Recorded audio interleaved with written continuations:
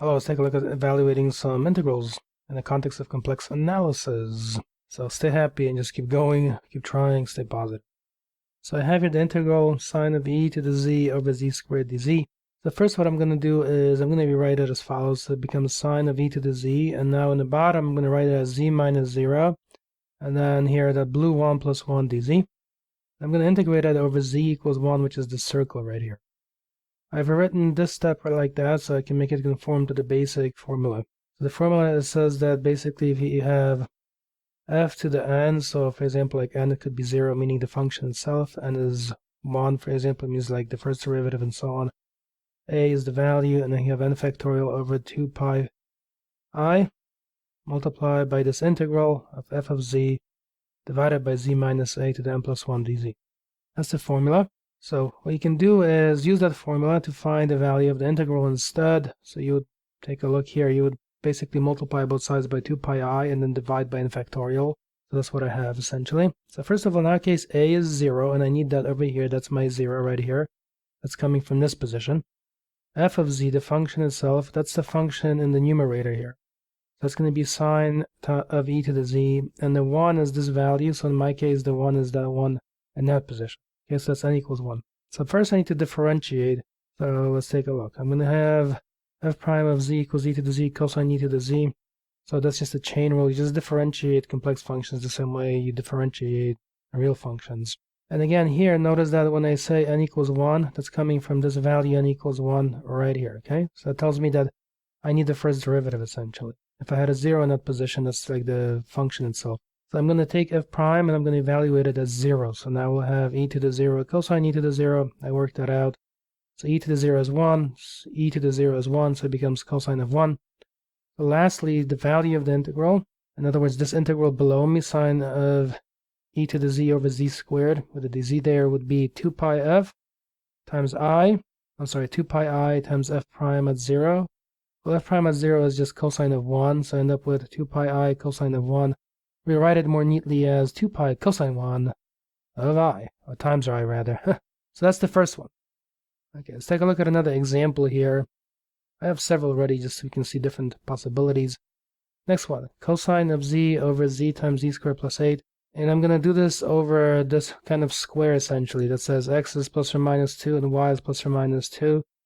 So when I graph that, it looks like this, you see? Like this is y equals 2, this is x equals 2, that is y equal to 2, and this is x equal to negative 2. So I meant to say here y equals negative 2 on the bottom if I didn't say that. Basically it gives like a square, okay? So you're integrating over that. So here I have cosine z over z times z squared plus 8.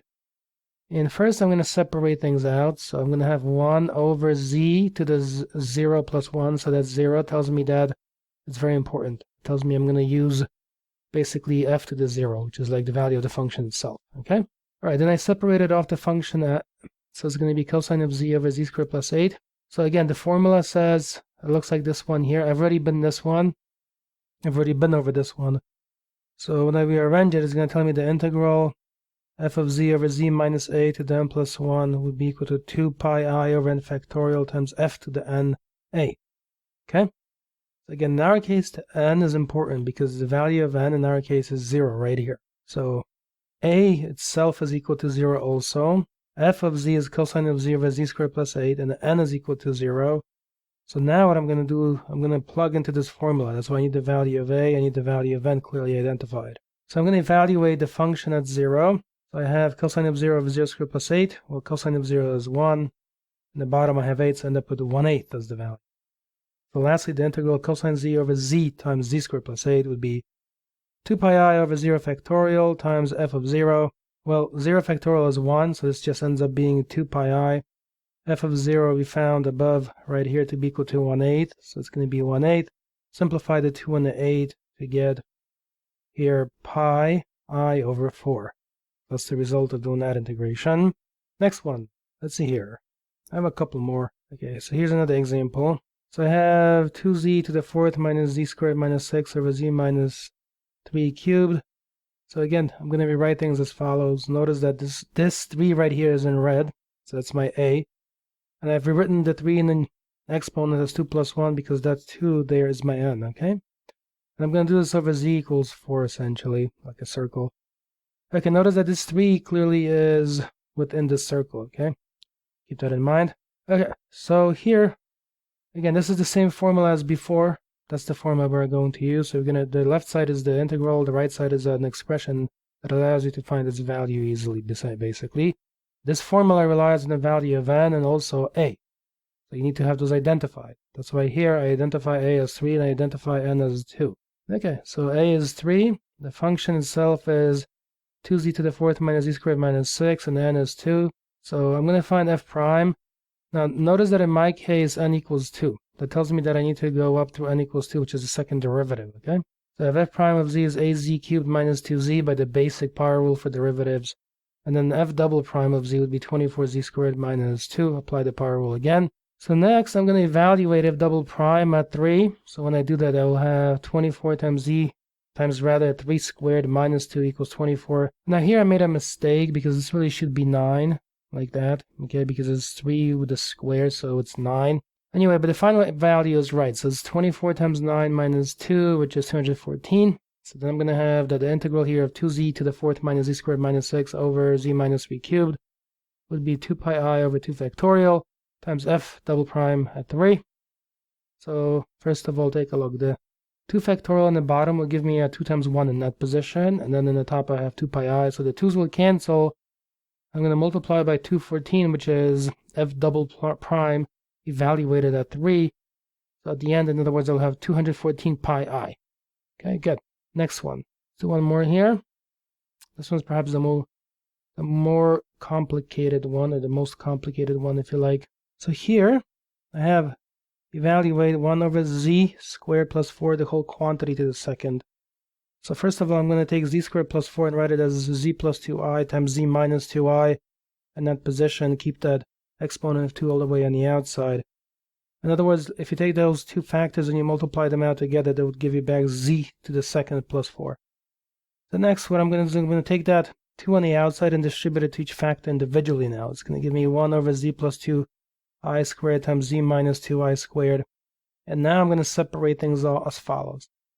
I'm going to identify this 2i in blue above my head as essentially what I need for my formula, okay, the value of a.